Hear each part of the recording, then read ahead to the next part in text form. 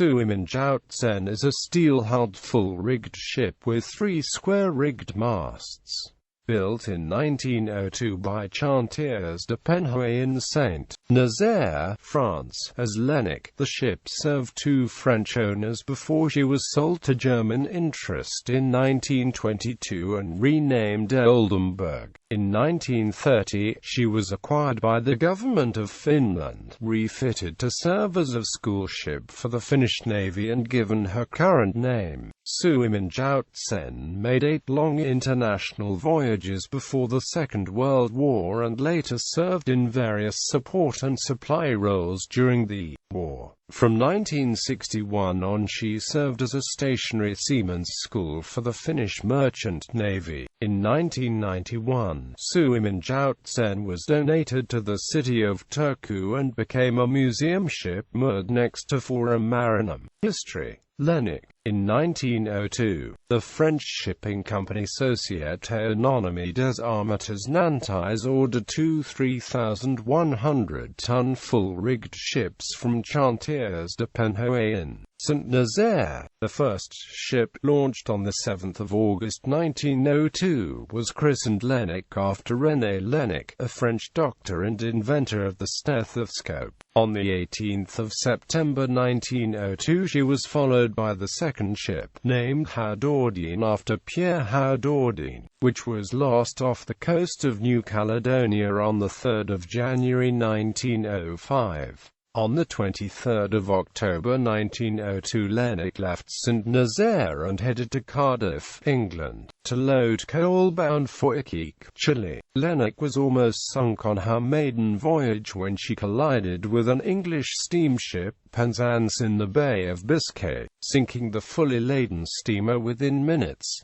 Laënnec, also seriously damaged, was towed to Barry for repairs. One of the reasons for the incident was that she was not carrying enough sailing ballast on her voyage from the shipyard, and as a result her rudder was not completely submerged in water, significantly reducing the maneuverability of the ship. Towards the end of the 9-month voyage, while carrying potassium nitrate from Chile to Bremerhaven, Germany, a minor mutiny broke out when 4 crew members disobeyed orders from Captain Turbe. In 1906 Laënnec was sold to a French shipping company, Compagnie Plisson. She made several voyages across the Atlantic Ocean and around Cap Horn to the Pacific Ocean, and around the Cape of Good Hope to Australia under the command of Captain Achille Guriak. On her way back to Europe she carried wheat of potassium nitrate. On 12 December 1911, while unloading potassium nitrate at the port of Santander, Spain, Laënnec was severely damaged when a storm pushed her against the pier and ripped the ship from her moorings, causing the full-rigged ship to drift against a Dutch steamship, Rehania. As there was no shipyard large enough to accommodate Laënnec in Santander, the ship was emptied and inclined until her damaged hull plating was exposed and could be repaired within the harbour. The repairs took 20 days and the ship, which by that time had become a popular attraction for the local people, left Spain on 1 February 1912. In 1914 the main mast of Laënnec broke off and fell over the starboard side when the ship was struck by a heavy storm in the North Atlantic Ocean. She was towed to Brest for repairs. On 12 June 1916 Captain Guriak died on board Laënnec while the ship was passing the Cape of Good Hope on her way back to Europe. The command was assumed by the first mate who, according to some sources, also perished before the ship arrived in England. Later the command was given to Captain Émile Delano. When the First World War broke out, Laënnec was equipped with 2 deck guns. Due to the presence of German U-boats in Europe, the ship spent the war years trading in the United States East Coast. After the war, she arrived back to her home port, St.Nazaire, after a 150-day voyage from Australia to be stripped and laid up. On the 1st of December 1920, Laënnec was put for sale. Oldenburg in late November 1922, after having been laid up for 2 years. Laënnec was sold to a German shipping company, H.H. Schmidt and Amp Co. from Hamburg. After refitting, she was renamed Oldenburg after the city of Oldenburg, and, through an agreement with the German School Ship Association Deutscher Schulschiffverein, she became a school ship for the German Merchant Navy. Among the men who received their training on board Oldenburg over the years was the German U-boat ace Günther Prien. In 1925, while rounding Cap Horn, Oldenburg lost her main mast in a storm and had to seek shelter due to damaged rigging. After emergency repairs in Montevideo, Uruguay, she crossed the Atlantic and headed back to Hamburg. However, due to strong easterly winds, she was forced to pass the British Isles on the northern side instead of the English Channel. 78 days after leaving the Rio de la Plata estuary, Oldenburg was taken into tow by a German tugboat and towed to Hamburg. In 1928, Oldenburg was sold to another German shipping company, Seefahrtssegelschiffsreeder AG from Bremen. In 1930, on her last voyage under the German flag, Oldenburg was almost lost when the cargo of phosphate shifted in heavy weather. After 2 weeks in a heavy storm, the longitudinal bulkhead gave way and the ship assumed a list of 55 degrees. Lifeboats, spare yards and the kitchen stove were lost overboard. However, the crew managed to righten the ship and sail her to Malmö, Sweden. After unloading, the ship was moved to Bremerhaven to be laid up.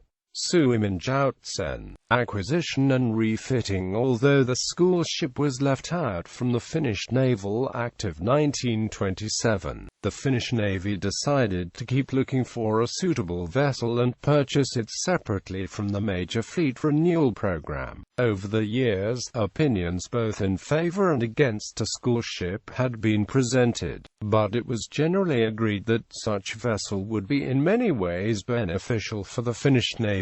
Initially, there was also disagreement about the type of the ship. Some were in favor of a modern steamship that could be used in the local waters, while the others preferred a traditional sailing ship that would teach the cadets traditional seaman skills and bring them closer to merchant mariners. The latter was also recommended by foreign naval officials, and finally the Finnish Navy agreed on a sailing ship. This was further helped by the Wall Street crash of 1929 that had brought the prices down, and the fact that windjammers had been largely replaced by steamships. In April 1930, the Parliament of Finland allotted 4 million Finnish marks for procuring a second-hand full-rigged ship and refitting it as a school ship for the Finnish Navy. During the summer of 1930, the Finnish officials inspected a number of Finnish and foreign ships that were offered for sale. These included Gustav Eriksson's 4-masted barks Pommern and Herzogen Cecily, and several other ships, but all were deemed either too large or too dilapidated. In the end, the most suitable candidate came from Germany, where Oldenburg, a 28-year-old former school ship of the German Merchant Navy, was offered for sale. After inspecting the ship in Bremen, the Finnish officials purchased her in August 1930 and the German crew sailed the ship to Helsinki. After having been handed over to the Finnish Navy, Oldenburg was towed to Uusikaupunki for refitting. The work, which began in late 1930 and continued until November 1931, included replacing part of the bottom plating, building an additional tween-deck, refurbishing the rigging, painting the whole ship and rebuilding her cargo holds to accommodate up to 180 men. The shipyard was responsible for the structural alterations, while 62 future crew members and cadets of the Finnish Navy were responsible for the other tasks,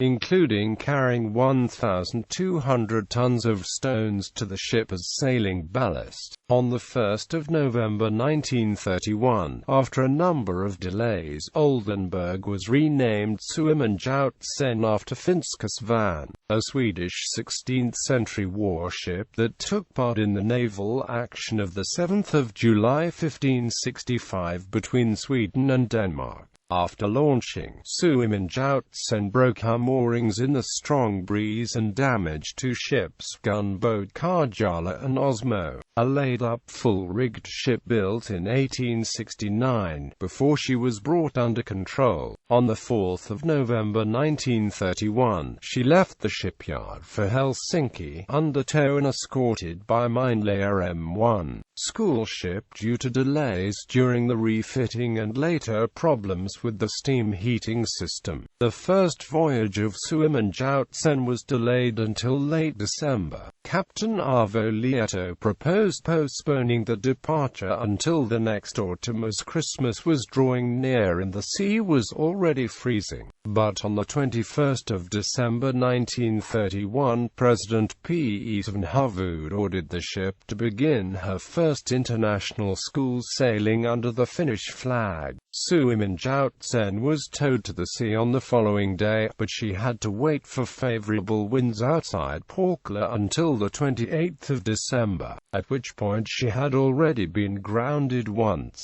The streak of bad luck continued when the ship was anchored in Trongersfjordur in South Uroy, Faroe Islands. After stopping to purchase more lubrication oil at Trongersfjordur, Suomen Joutsen dragged her anchors in a storm measuring 11-12 on the Beaufort scale, drifting stern first towards the shore. After two trawlers and a tugboat managed to get the full-rigged ship safely to the harbor, it was found out that the rudder had been damaged and the ship was towed to England for dry docking. After repairs, Suomen Joutsen continued to the Canary Islands, where she remained for 3 weeks while Captain Lieto was relieved of command and replaced by John Concona, who served as the captain of the school ship for 6 full and 2 partial voyages. For the Canary Islands, Suomen Joutsen headed south, but the refrigeration system failed 500 kilometers before the equator and she had to turn back before a line crossing ceremony could be held. However, a crew got some consolation when news about the end of prohibition in Finland reached the ship while she was sailing towards Finland in the Baltic Sea. Suomen Joutsen arrived in Finland on the 22nd of May 1932 and was dry-docked at Suomenlinna shortly thereafter. The second voyage of Suomen Joutsen began on the 18th of October 1932, and after stopping briefly in the Canary Islands and Cape Verde, she crossed the equator on the 11th of December for the first time flying the Finnish flag. On the 24th of December, the crew celebrated traditional Finnish Christmas outside Rio de Janeiro, Brazil, and arrived at the port on the following morning. The visit of Susni Blanco de Finlandia, the White Swan of Finland, was widely covered in local newspapers. From Rio de Janeiro, Suomen Joutsen continued her voyage to Montevideo, Uruguay, and then, against her original sailing plan, to Buenos Aires. After leaving Argentine and visiting a number of ports in the Caribbean, Suomen Joutsen crossed the Atlantic and finally arrived in Finland on the 3rd of May 1933.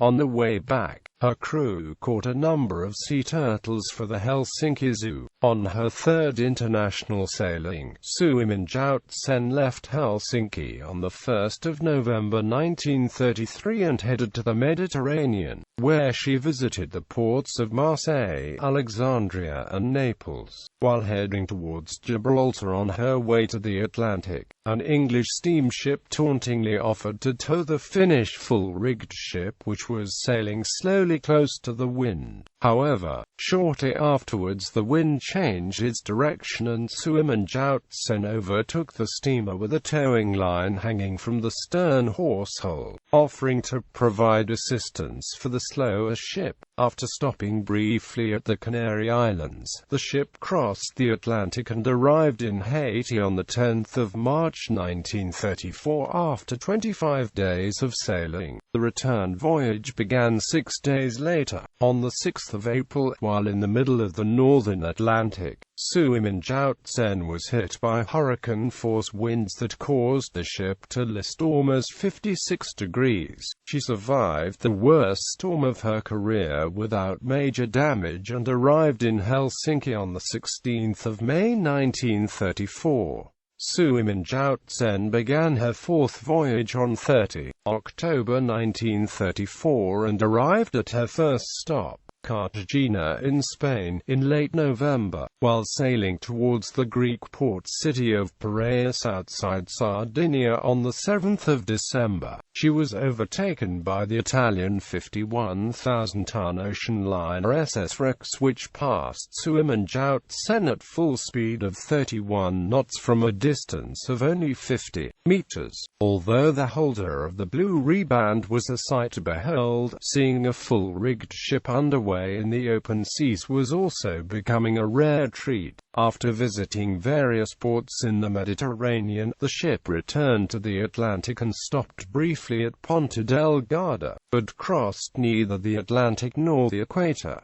Suomen Joutsen returned to Helsinki on the 3rd of May 1935. The fifth voyage of Suomen Joutsen was the longest the ship had ever done under the Finnish flag. After leaving Helsinki on the 9th of October 1935, the ship stopped briefly at Lisbon, Portugal, and then continued across the Atlantic, eventually arriving in the Panama Canal on the 26th of December. It took 11.5 hours to transit the 81-kilometer canal. After leaving Panama behind, Suomen Joutsen headed south and crossed the equator on the 4th of January 1936 with appropriate ceremonies. Later the ship stopped at Calar in Peru and Valparaiso in Chile, where 5 men escaped after a local barkeeper had offered them full upkeep for playing at his bar. The men were later caught by local officials and returned to Finland, where they were sentenced for 6 months in prison. After leaving Chile, Suomen Joutsen sailed around the Cape Horn without major difficulties and arrived in Buenos Aires on the 21st of March. From Argentine, the ship continued to Rio de Janeiro, where she encountered the Brazilian school ship Almirante Saldanha, whose purchase had been inspired by the previous visit of the White Swan of Finland. Suomen Joutsen sailed out on the 14th of April, and due to heavy weather and headwinds, it took 7 weeks to reach the Azores. On the 9th of May, Captain Concola turned 50, and after the crew had sung "Happy Birthday to You" at 6:30 in the morning, he stuck his head out from the cabin door and yelled, "Steward, give them booze." Suomen Joutsen arrived in Helsinki on the 4th of July 1936.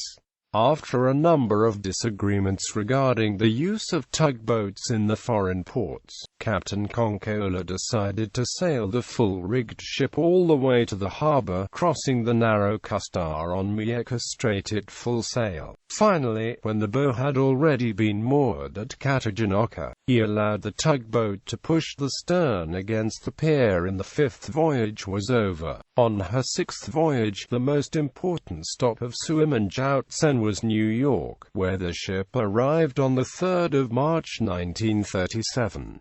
Prior to this, the ship had visited Portugal, Senegal and a number of ports in the Caribbean after leaving Helsinki on the 2nd of November 1936. However, the ship's first and only visit to the United States under the Finnish flag was an important milestone and a major media event. When the ship was sailing up the Hudson River, an American film crew came on board to capture her arrival, and Suomen Joutsen remained the center of attention for the 6 days she was moored at the western end of the 35th Street. When the ship left New York, a member of the crew was accidentally left on the shore. However, he managed to talk a local tugboat captain to take him back to the school ship and, for solving the problem on his own initiative, was left without punishment. After stopping at Oslo, Suomen Joutsen arrived in Helsinki on the May Day of 1936.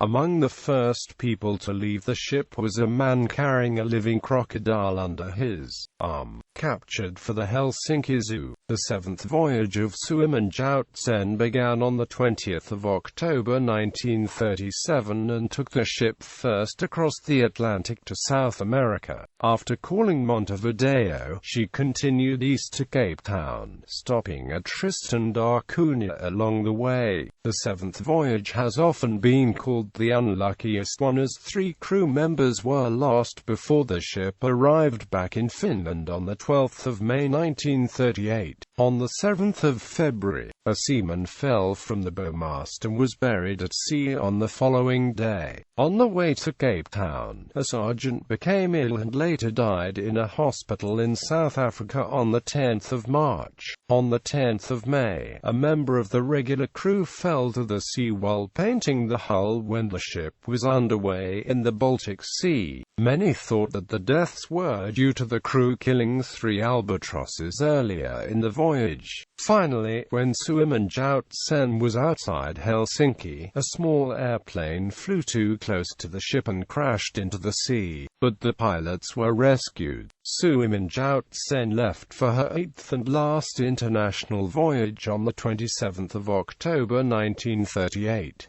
After stopping at Copenhagen for provisions and clearing the English Channel, and almost colliding with the Polish passenger ship Pilsudski, she continued to the Bay of Biscay. However, 15-meter waves forced Suomen Joutsen to turn back on the 23rd of November and head to Bordeaux to wait for the weather to clear. Captain Konkola, concerned about his ailing health, was relieved of his duty and replaced by Untitled on the 3rd of December 1938.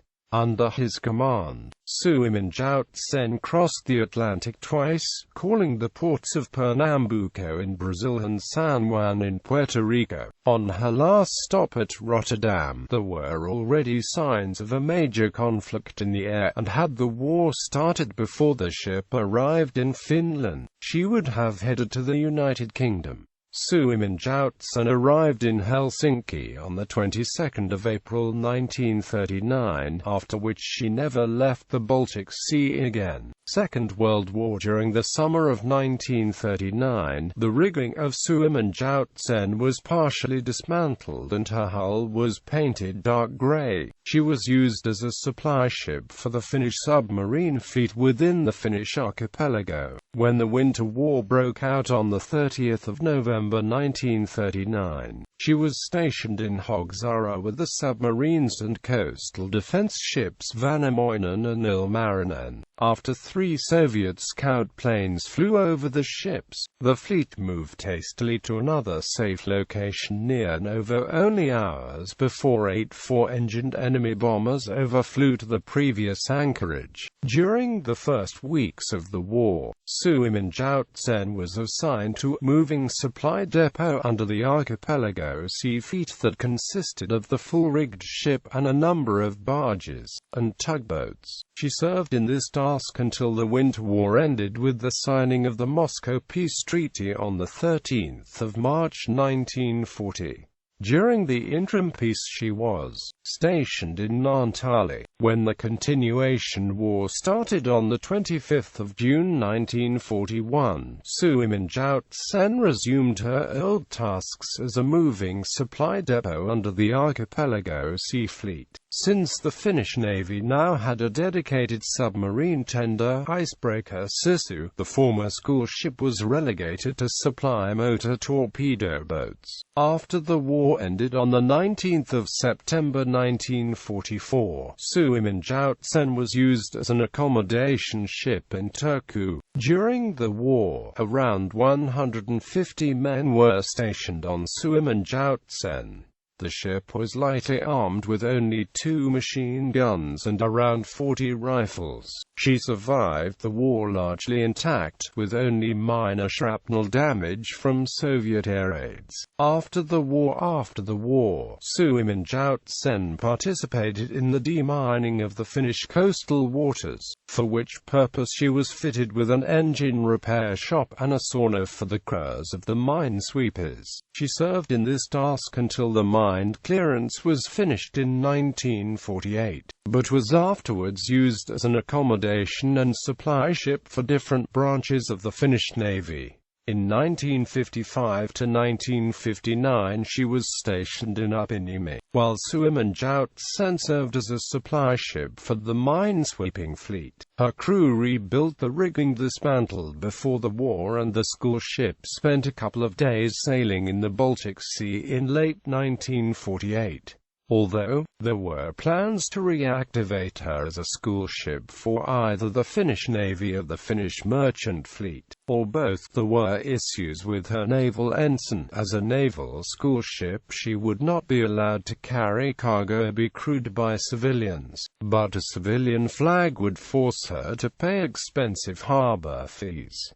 There was also no longer a need for a civilian full-rigged school ship. In 1949 to 1951, Suomen Joutsen conducted a number of shore training and promotional sailings in the Baltic Sea, but never ventured further than the southern tip of Gotland. Although everything was ready for the first post-war school sailing, President J.K. Paasikivi was against the voyage sailing of full-rigged ships as soon after the war, while the Finnish war reparations to the Soviet Union were still being paid, was deemed too flamboyant. Interestingly, it was Paasikivi who, as the director of the Finnish Export Society in the 1930s, had been one of the major supporters of Suomen Joutsen. The danger of stray naval mines had also not completely disappeared. In 1961, the Finnish Navy purchased HMS Porlock Bay, a Bay-class frigate, as the new school ship. Seamen's School. In the late 1940s, the Finnish Seamen's Union proposed the Finnish government that Suomen Joutsen should be turned into a stationary seamen's school. Nothing happened. The union renewed its proposal with a different tone in the late 1950s when it learned that the government was planning to sell the old full-rigged ship to German scrap dealers, and, in fact, the first payment had already been made. The union gave its ultimatum on the 29th of April 1959, and when the government did not react, the crews of the inspection ships under the Finnish Maritime Administration went on a strike on the 2nd of May. Before the action could spread, the government acceded and it was agreed that Suomen Joutsen would be stationed in Turku. However, due to intentional delays, nothing happened until Niilo Walari, the leader of the Finnish Seamen's Union, presented his final ultimatum on the 13th of January 1960. If the preparations to turn Suomen Joutsen into a seamen's school did not begin immediately, the Finnish state-owned icebreakers would go into strike on the 15th of January, effectively stopping all foreign trade. 2 days later, icebreaker Sampo began towing the former school ship through the ice fields towards Turku, where the convoy arrived on the 17th of January 1960. This was also one of the last missions of the old steam-powered icebreaker before she was decommissioned and sold for scrap. Suomen Joutsen was rebuilt again in 1961 and most of her interior was converted into classrooms, workshops and student accommodation. Only the captain's salon remained in its original shape. 2 new classrooms were also built on the deck, slightly altering the appearance of the vessel. The first classes were held on the 1st of March 1961, and on the 4th of May the school was officially opened. On the same day, the naval ensign was replaced with the civilian flag. Suomen Joutsen served as a seamen's school for 27 years, during which time 3,709 students received the basic training on board the full-rigged ship. In the 1980s, the facilities on board the school ship were becoming too small and increasingly obsolete, and there were talks about closing the school by the end of the decade. There was also discussion about turning Suomen Joutsen to a museum ship. The school closed its doors in 1988, and 3 years later Suomen Joutsen was handed over to the city of Turku. Museum ship Suomen Joutsen has been open to the public since 1991. She is one of the largest museum ships in Finland, slightly shorter but bigger by gross registered tonnage than the 4-masted bark Pommern in Mariehamn, Åland, and considerably bigger than the wooden bark Sigyn, which is moored next to her. Suomen Joutsen was moved from her original location next to Forum Maritime in 2002. Her extensive renovations since the late 1990s included dry dockings in 1998 and 2006.